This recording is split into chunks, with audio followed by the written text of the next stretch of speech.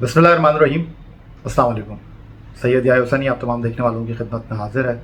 सबसे पहले आप तमाम लोगों की चाहत, मोहब्बत, खुलूस का बेहद शुक्रिया जो हमारे साथ कनेक्ट हैं, चैनल को सब्सक्राइब कर रहे हैं और अपनी राय का इजहार कर रहे हैं।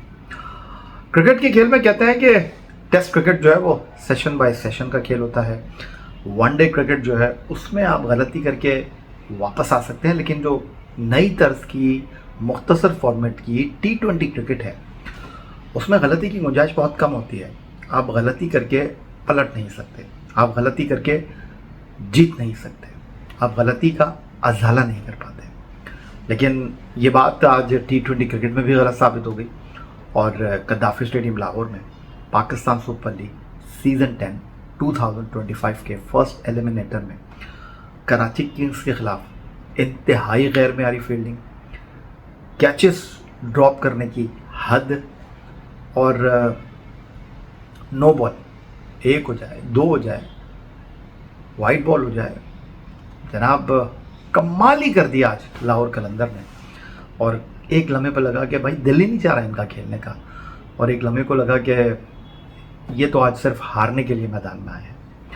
जब टॉस हुआ तो मैंने कहा था कि जनाब good toss to lose Shaheen Shah Afridi. कभी ऐसा होता है कि आपको नहीं अंदाज़ा होता कि आपने बैटिंग करने जाना है, आपने बॉलिंग करने जाना है। बड़ा मैच था, डू और डाई मैच था, आगे बढ़ने का या पीछे रह जाने वाला मैच था।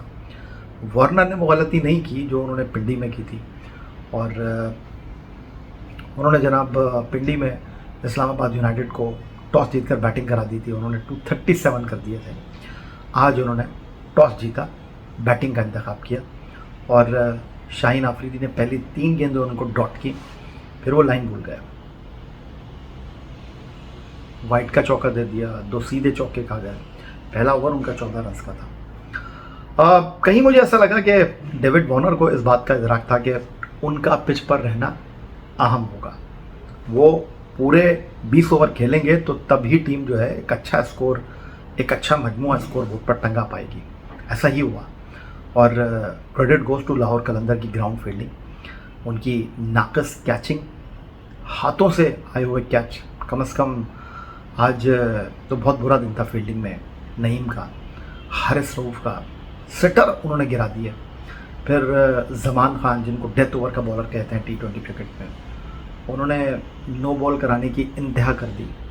शाहीन आफरीदी तो लगा कि सेलेक्टर्स ने उनको बिल्कुल ठीक किया था T20 टीम से ड्रॉप करके बांग्लादेश के खिलाफ, वो लग ही नहीं रहे थे शाहीन शाह अफरीदी। हारिस रऊफ ने तो कैच ड्रॉप करके रन रोक कर किसी हद तक ये बताया कि नहीं यार गलती हो गई, मैं बॉलिंग करने के लिए पूरी जान लगा दूंगा। फिर उसके बाद जो बैटिंग अप्रोच नज़र आई कराची किंग्स की, टॉप स्कोरर रहे कप्तान डेविड वॉर्नर। उन्होंने टीम को 190 तक लाने में अपने 75 रन के साथ मरकज़ी किरदार अदा किया। मैं कहूँ तो गलत नहीं होगा, 8 चौके 3 छक्के 52 गेंदों पर। बट ये वो डेविड वॉर्नर नहीं थे जो कि ऑस्ट्रेलिया के लिए खेला करते थे, थोड़ा कॉशस खेले। अगर आप उनके नंबर देखें 52 पर 75 बुरे नहीं लग रहे, बट 144 का स्ट्राइक रेट, 200 के स्ट्राइक रेट से 8 गेंदों पर 16 रन किए उनके साथी टिम साइफर्ट ने। 9 गेंदों पर 4 रन कर सके जेम्स वेंस, और शायद अगर ये दोनों थोड़ा लंबा खेलते तो कहानी मुख्तलिफ होती। 11 गेंदों पर 11 किए मिर्ज़ा साद बेग ने, और ये वो जगह थी लोगों का ख्याल है कि गलती की, क्योंकि यहाँ पर या तो इरफान न्याजी को भेजना चाहिए था या यहाँ पर खुशदिल शाह को भेजना चाहिए था, क्योंकि वो जो मोमेंटम बन रहा था उसको थोड़ा सा रिवर्स ब्रेक लगा।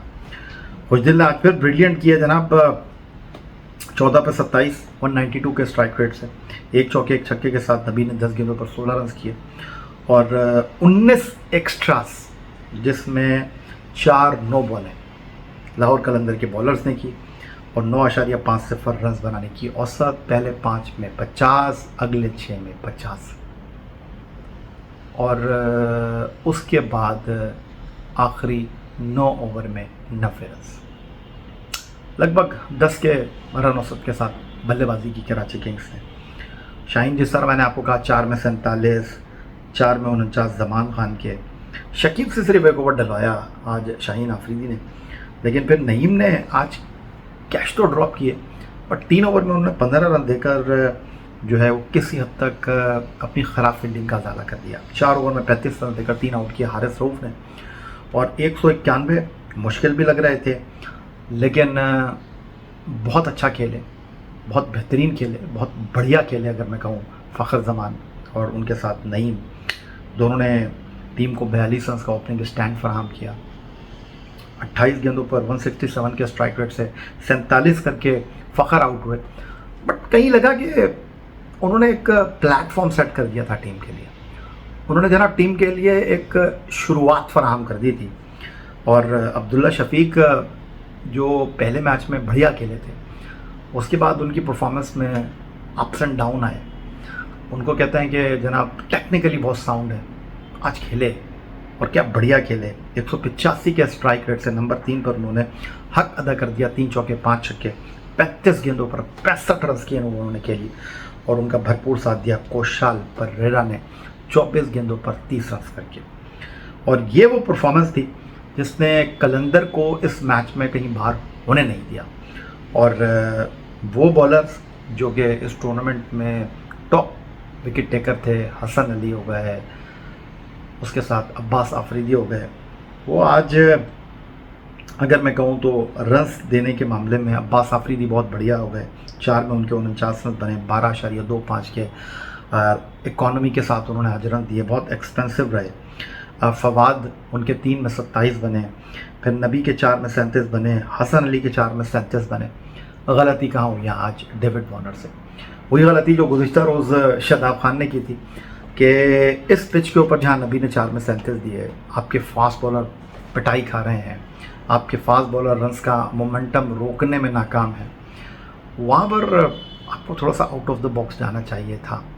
जिस तरह शाहीन आफरीदी गए और यहाँ पर खोज दिल शाह से 1 ओवर नहीं डलवाया डेविड वार्नर ने, और शायद उनका जहन जो था वो माऊफ कर दिया था परेरा और अब्दुल्ला शफीक की शानदार बल्लेबाजी ने। अब फील्डिंग का स्टैंडर्ड एज़ कम्पेयर लाहौर कलंदर तो कराची का बुरा नहीं था, बट वो भी नहीं था जो होना चाहिए था। 190 का अच्छा स्कोर होता है, लेकिन मेरे लिए हैरान कुन चीज़ इसलिए नहीं थी कि ये वही कराची किंग्स है जिसकी बॉलिंग स्ट्रगल कर रही थी, और वो 237 आखिरी मैच में खा कर आए थे, और आज वो 190 नहीं डिफेंड कर सके। प्रॉब्लम तो उनके हैं। फिर जो सबसे इम्पॉर्टेंट चीज़ थी वो ये कि यहाँ कराची को 200 प्लस करने चाहिए थे।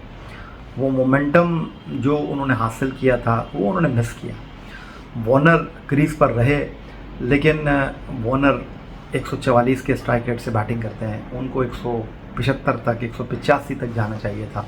अगर वो ऐसे खेलते तो शायद मामले कुछ डिफरेंट रहते।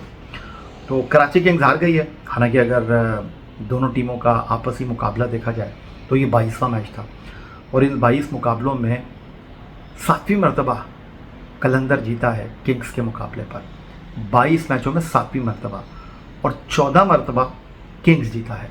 ये 7वां मैच था आज गद्दाफी स्टेडियम में जहां दूसरी बार कलंदर ने किंग्स को पकड़ा है, वरना 5 मैच यहां पर कराची किंग्स जीता हुआ था। इस टूर्नामेंट में अगर हम बात करते हैं तो दोनों टीमों का ये तीसरा मैच था, एक मैच जीते हुए थे, और इस मैच से पहले लाहौर में ही होम ग्राउंड पर कलंदर को एक जीता हुआ मैच जो है वो नबी एंड इरफान खान नियाजी की बैटिंग ने जीत में बदल कर दिया था। और उस मैच के बाद शाहीन आफरीदी जो है बड़ी तनकीद की जद में रहे थे। बॉलिंग तो आज भी उन्होंने कुछ बढ़िया नहीं की। हारिस रऊफ को जो है बड़ी पिटाई हुई थी उस मैच में। लेकिन आज लाहौर कलंदर के कप्तान ने मैच के बाद जो गुफ्तगू की, उन्होंने कहा यार मैं वो कप्तान नहीं हूँ जो कह दूँ कि अगर हार भी जाता तो मैं ये नहीं कहता कि यार फील्डिंग की वजह से हार गए। मैं किसी एक का नाम नहीं लेता, ये टीम है और टीम ख़राब खेलती है तो टीम हार जाती है, अच्छा खेलती है तो टीम जीत जाती है। उन्होंने कहा कि इस्लामाबाद के ख़िलाफ़ सेकेंड एलिमिनेटर में जीत कर फाइनल में जाने के लिए हमें अच्छा खेलना होगा। उन्होंने ये नहीं कहा कि इस्लामाबाद यूनाइटेड की बॉलिंग अच्छी है, बैटिंग अच्छी है। उन्होंने कहा जो भी होगा ग्राउंड में देख लेंगे। उन्होंने कहा कोई मुझे अपने खिलाड़ियों से जो है वो शिकवा नहीं है, शिकायत नहीं है, मुझे अपने खिलाड़ियों पर भरोसा है। बड़े डिफरेंट नज़र आ रहे हैं शाहीन आफरीदी। उन्होंने कहा कि हम ज़्यादा नहीं सोच रहे, नॉर्मल क्रिकेट खेलेंगे, कुछ एक्स्ट्राऑर्डिनरी करने की कोशिश नहीं करेंगे। तो दैट्स गुड। और कलंदर का जो एक स्टाइल रहा है कि जब वो प्ले ऑफ में आते हैं ना तो वो फाइनल खेलते हैं।